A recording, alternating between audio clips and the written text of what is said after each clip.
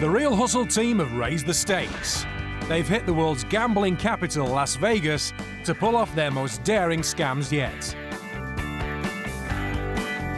On tonight's The Real Hustle Las Vegas. Watch out, there's 3 pickpockets about. The hustlers hit these tourists in the back pocket. Paul sharks this pool player out of his hard-earned cash. All you gotta do is practice that, you make a lot of money. Hi there, sorry to disturb you. And Alex finds a diamond in the rough and cons her into becoming an accomplice in a jewellery robbery. Robbery, that's what's happened. It's a robbery.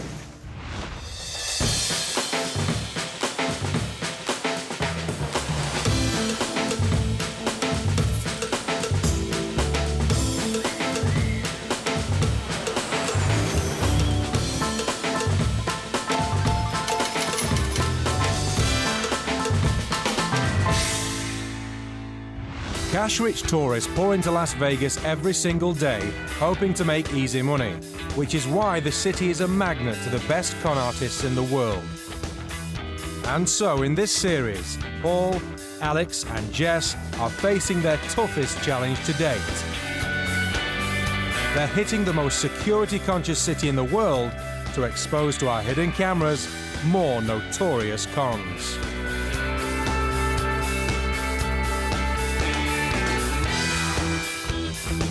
All the people in this show have been hustled for real, and after being given their money back, they agreed that the footage could be shown so you can avoid being ripped off by the same scams.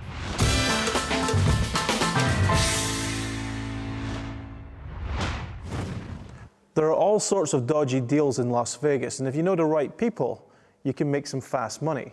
But if you know the wrong people, you can get taken for a ride. This is the twist.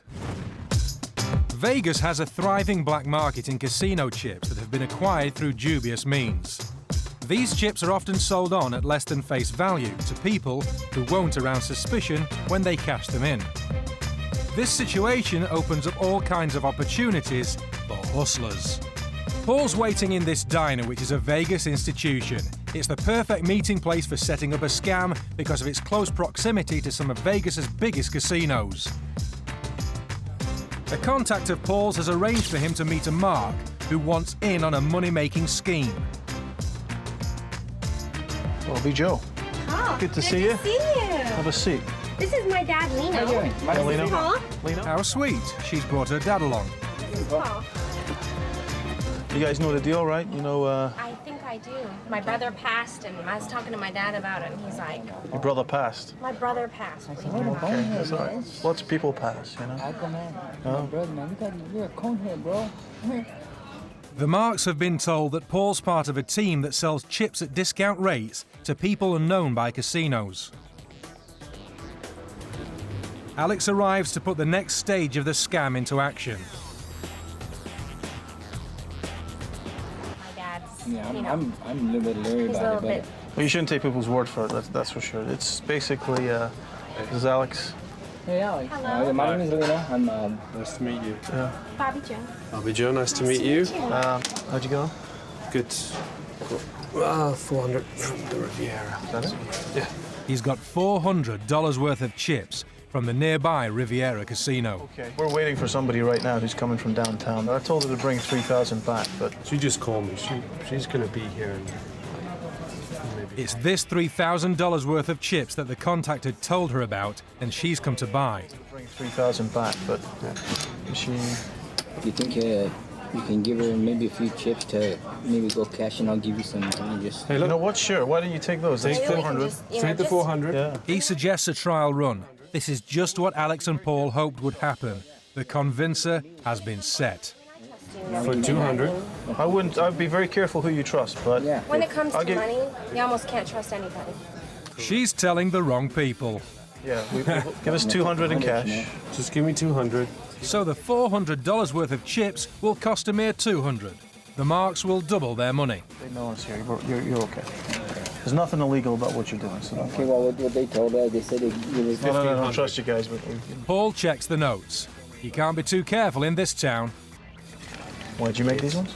How much are you wanting for the 3,000? Very good. It's looking good. the mark has her eye on the bigger prize. It's half, so it's 1,500. 1,500. Bang on cue, here's Jess with the $3,000 worth of chips. Why don't you go cash those, and we'll give you a call. She could be. You can stay here if you want to. The dad wants to keep an eye on his $200 while she goes to make sure they're not being ripped off. How much? Why don't you go cash that in, just so you know, more than anything else. 3,000. Okay, and where are you going now? MGM? All right, you be back quick. No stopping. We trust you, but don't stop anyone. Jess is apparently off to collect more chips. Flat. You guys don't mind sitting here with my dad for a minute? That's Not okay. at all. Our pleasure. I'll be right back, Dad. Sit back Okay. And the mark heads off to the Riviera Casino for the test run. If she can cash the chips, she and her dad could be tempted to go for the bumper $3,000 deal, which is what the boys are really after.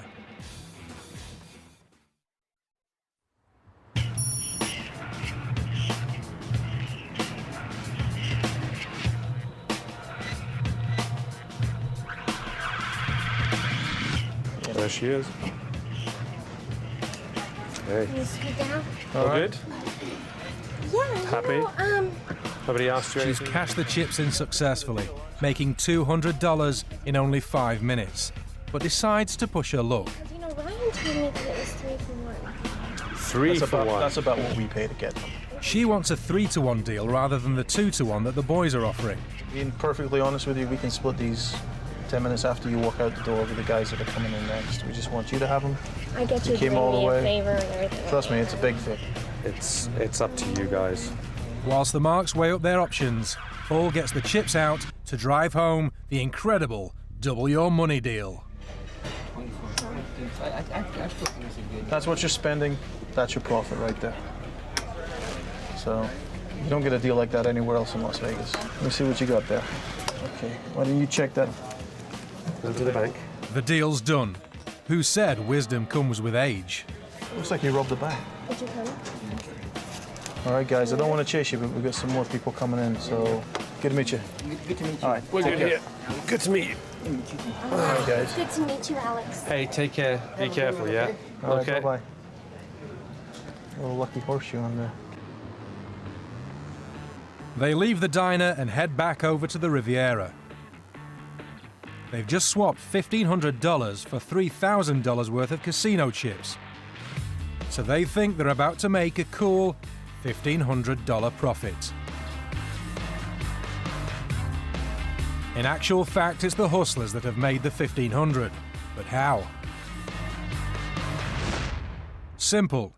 The chips that they've just sold the marks are worthless bits of plastic, convincing fakes that Paul and Alex have had made. With the marks getting suspicious, we sent our cameras in to find out if they still thought they had a good deal. All I know is I got ripped off, okay? Let's put it that way. I got ripped off. Here I am coming in, trying to make an extra $1. And what is it? I goddamn lose the goddamn money. And now here my daughter, she's out money, I'm out money, and how am I gonna get my goddamn money back when them guys are probably not even in there anymore? I'm gonna tell them, where in the hell's my goddamn money? 'Cause guess what? I got an equalizer here. That's what I tell him. This scam has got all the elements of a classic. Firstly, you're asked to double your money, but also you're being asked to do it by methods that are a little bit illicit, a bit like money laundering, so you shouldn't really be doing it. But you've got two very good convincers. You get given the taste of doubling your money for a small amount, but it's very genuine. And then Jess walks in as if she's been delivering chips from person to person, taking them from casino to casino. And now they've got a big bait right in front of them. And all they need to do is bite. Now the psychology might be simple, but the scam is very effective. If you ever get offered an opportunity like this, then be aware that it could be illegal. So if something goes wrong, you've got nowhere to turn. Best thing to do, just walk away. Well, this scheme is just a new twist on a very old con game, which is trying to pass off bogus goods as genuine. It works very well because people aren't as familiar with casino chips as they are with real currency, so they're not going to be able to detect the fake as well. Also, people probably aren't going to go to the police because they believe they've gotten involved in some kind of scam involving gaming chips.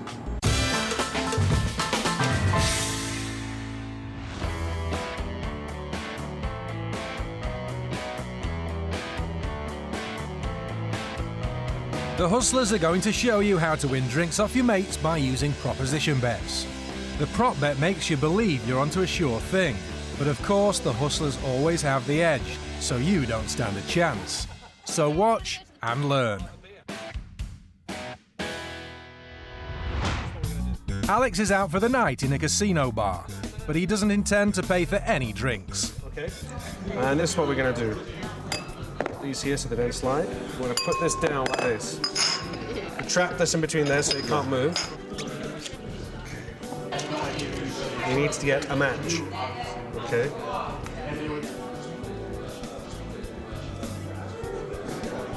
There we go.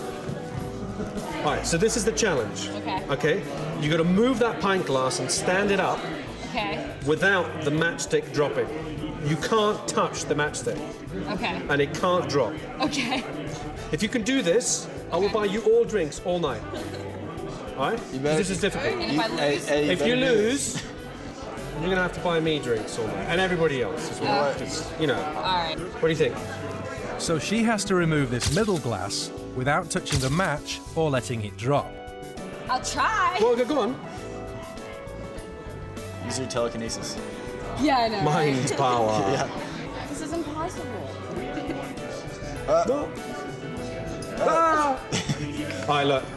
The match. Quit. Shall I do it? Yes, please. All right. Nice. So, we're going to take the pint glass out, stand it up next to the other ones, the matchstick's not going to drop. Okay.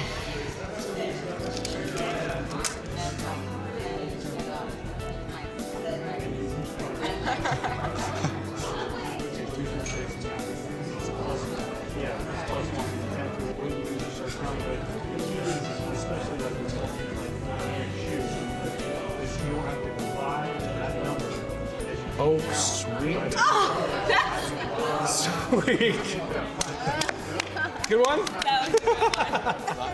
So Alex lights the match and the burning sulfur sticks to the glass.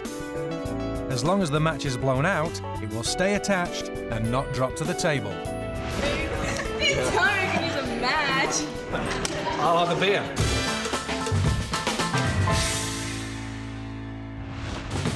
Coming up later, Actually, can we try this one? I think that would suit her. diamonds may be a girl's best friend, but a hustler isn't, as this unfortunate girl is about to discover.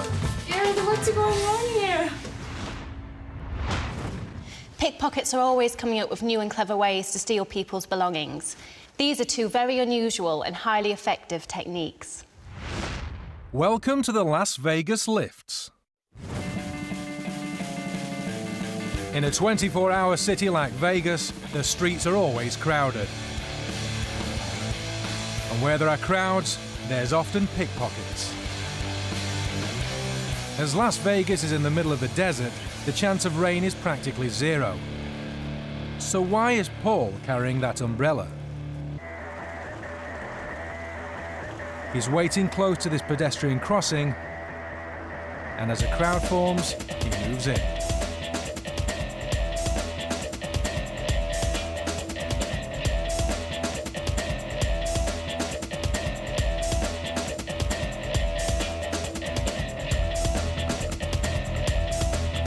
This guy sets off with his wallet safely in his pocket. But by the time he reaches the other side, he's lost it and all its contents. So what happened? As the crowd forms, Paul selects a mark, whose wallet is in the perfect place to be lifted. He gets into position just behind him, and as they cross, he lifts the wallet and drops it into his umbrella. The lift and ditch are that quick. Sensing that someone has got too close to him, the mark turns around. And this is why the umbrella is so effective. Even if the mark suspects Paul's stolen his wallet, he can see that Paul's empty-handed and can even ask to check Paul's pockets. The last place he would look is in the umbrella. A guy came and bumped right in my side and looked at me and said, "Excuse me, sorry," and kept walking right in front of me. Yeah, it seemed odd that he bumped into me, kind of abruptly, clumsily. What was in my wallet were work cards, credit cards, driver's license.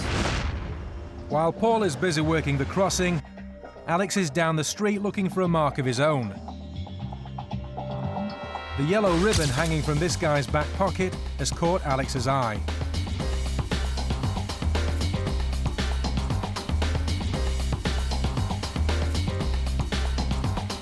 Lucky for Alex, that ribbon comes with a wallet. What a bonus. But the ribbon and wallet combo isn't a new fashion statement, it's all down to Alex's accomplice, Jess. Let's see why. This store has a counter that's clearly visible from the street. Alex and Jess are waiting outside for a mark. They spot a guy who keeps his wallet in his back pocket, heading for the store. This schoolboy error has just made him the mark. Jess stands behind him while he pays, and just before he's finished, she holds the yellow ribbon over his pocket. When the wallet is replaced, it gets trapped in the ribbon. With the mark looking at some brochures, Alex moves in. He leans over to grab a leaflet while simultaneously pulling on the ribbon, and the wallet pops straight out into his hand. The interesting thing about rat's tail and the umbrella drop is that they're two techniques that you won't see amateurs practicing. So the rat's tail, for example, overcomes the difficulty that pickpockets face of the mark feeling their hand going in and out of the pocket. Because you're only pulling on the ribbon, the mark never feels your hand going into the pocket. In fact, your hand never goes into their pocket. The umbrella gets rid of the other problem, which is once you've stolen something, where do you ditch it? So once you've successfully gone in, taken a wallet, the moment it drops into the umbrella, you're very clean, because even if the mark turns around, all you've got to do is hold your hands up, the umbrella's hanging on your hand, the wallet's in the umbrella, who's going to look in the umbrella? Back pockets are notoriously easy to get into, so you should always keep all your valuables in a front or zip pocket.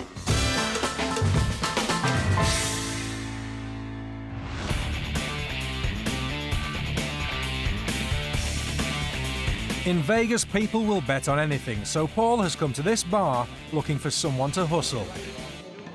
This is the pool bet puzzle. Paul's found himself a mark, and after shooting a few friendly games, he suggests playing for money. That hurts. The mark eagerly agrees. Good man. Is Paul about to be hustled? No chance.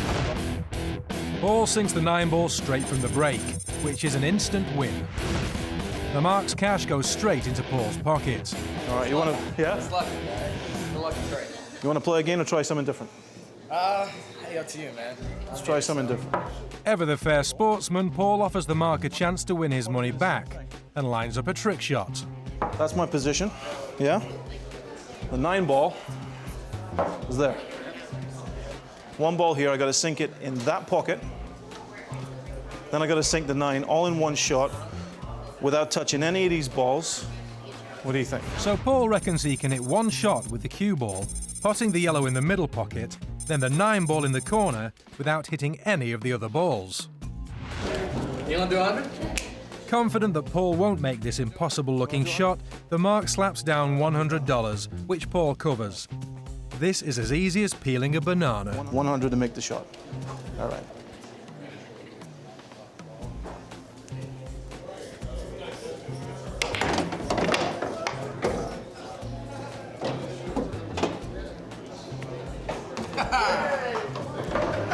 All right, that was $100, right? Paul smacks the yellow into the center pocket with the cue ball, which then bounces off 2 cushions. He uses his cue as a guide for the white, so it rolls the length of the table and knocks the 9-ball into the corner pocket. Paul takes his $100. So I'll give you a chance to win. Paul offers the mark one more chance to win some money back and sets up another challenge. I'll tell you what, feeling bad for you. Make it for 20. The guy tries to bet another $100, but in a rare moment of kindness, Paul only takes 20. Club them together. Like that. The 2 has to start on top of the 20s. You have to pot the green, but you're not allowed to touch the blue. You're not allowed to touch any of the cushions, and you're not allowed to jump the ball, so it can't leave the surface of the table. And that's it. How do you pot the 6? So to win, Paul must use the cue ball to pot the green, but he can't jump or hit the blue, which is on the money, or bounce off a cushion. You know what? There's 40 on there. I'll put another 40 on there. Another 40 on top. Paul can't believe his luck. They say a fool and his money are easily parted, and this guy's just giving it away. He ups the bet by another $20. Ready?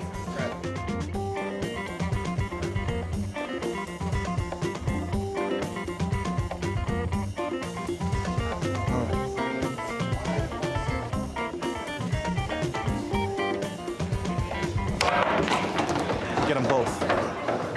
Now, does that cost me extra because we got them both? Actually, double. Pass that over here. So Paul rolls the notes up and clips them together in a tube. He then balances the blue ball on top so it's touching the notes. The cue ball strikes the tube of notes, then follows through to pot the green. Miraculously, the blue ball follows the green into the pocket. Good one. Congratulations. All you got to do is practice that. You make a lot of money.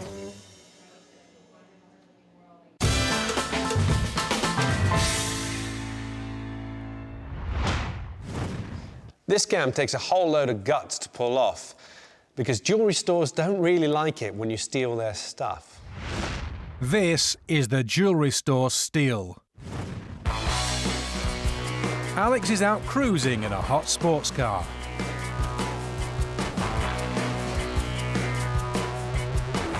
Not only is this motor going to be essential for making a quick getaway, he's hoping it will help him impress a not-so-lucky lady.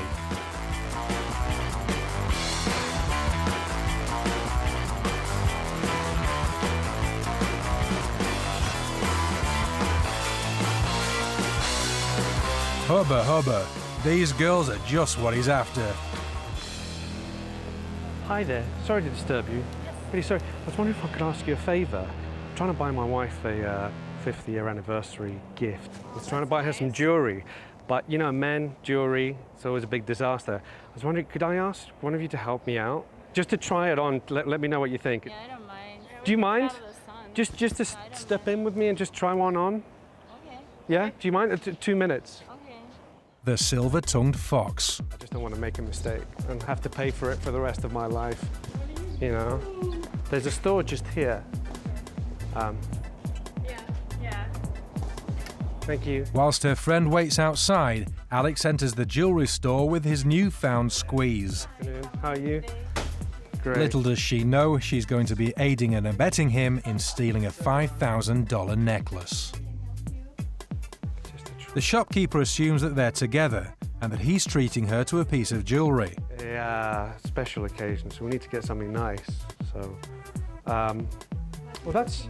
How about? I quite like that one there. Well, this one's quite nice. Actually, can we try this one? I think that would suit her because that's quite class. Yeah, it's nice. It's What? a beautiful thing. Yeah, It's nice. I'd like. Yeah. Can we have a look at it? Sure.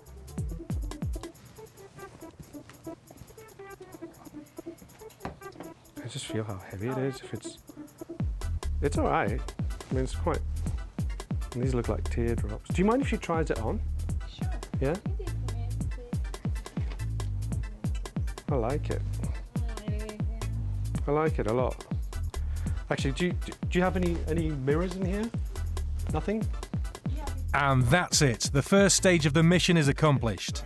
But how? Alex enters the store with a $20 necklace hidden in his left hand. Actually, can we try this one? He looks for the one that most resembles his cheap necklace and asks to inspect it. I just feel how heavy it is. If it's all right. With the $5,000 necklace in his possession, he asks for a mirror. Do you have any mirrors in here? This allows him to turn his back on the shopkeeper and his supposed partner and switch the $5,000 store necklace for the cheap one in his hand. Let's see that again. He transfers the store's necklace from his left hand to his right, and then lets the cheap necklace in his left hand drop into view. The store's necklace is now concealed in his right hand. I'm looking at the mirrors. Now for stage 2. With the cheap necklace round the girl's neck, he's only got a few seconds to get out before the shopkeeper notices the switch. Alex slips his right hand into his pocket, simultaneously depositing the necklace and setting off his phone. Hello? Hello? Hello? Hello? Sorry, it's my work. Hang on 1 second. Sorry. As the shopkeeper takes a closer look at the necklace on the girl, Alex steps outside to get a better signal. Hello? This is not the necklace I think. The shopkeeper immediately realizes that the necklace has been switched. Piper? It's a race against time. Alex needs to get out of there now. This is not the same necklace. Is that the same necklace? Okay, let me go get the guy. Security? Please. Yeah. Pedal to the metal, and he's off. Glenda, oh my god. I don't even know him. You don't? I don't even know him. The store owner and his security guard are too late. The only thing they can do now is call 911. I'm so scared. What's going on here? He's already gone. I don't know him. I thought they are together. I just want to take it off the necklace, please. I'm so scared right now. Well, how did you not know him? I didn't know him because I was waiting outside. But you came in together. I don't know what's going on here. You know what I'm saying? All right, well, so I don't even know him. involved in a anything. robbery. That's what's happening. It's a robbery. One of the key elements that makes this scam work is the dual reality of the relationship that I have with a lady that comes to help me in the store. She's just doing me a favor. However, what's very important is the people in the jewelry shop have to assume that we are together. Otherwise, they'd never let me walk out the store. Another key element, of course, is the moment of the switch. And that is nerve-wracking because you've got cameras in there, you've got the shop assistant, and you also have the lady that was helping me out choosing the jewelry. Of course, any jeweler worth their salt will realize straight away. So you've got to get out. If you do work in a jewellery store, you should always keep a close eye on any items that you hand over to a customer. And if somebody does have to leave in a hurry, then take a second, just double check the item before you let them go.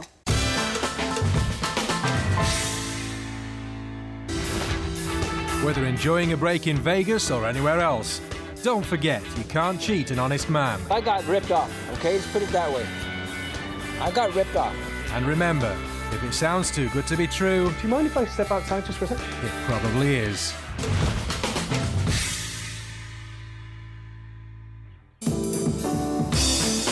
For more information on the making of The Real Hustle Las Vegas, visit the BBC 3 website.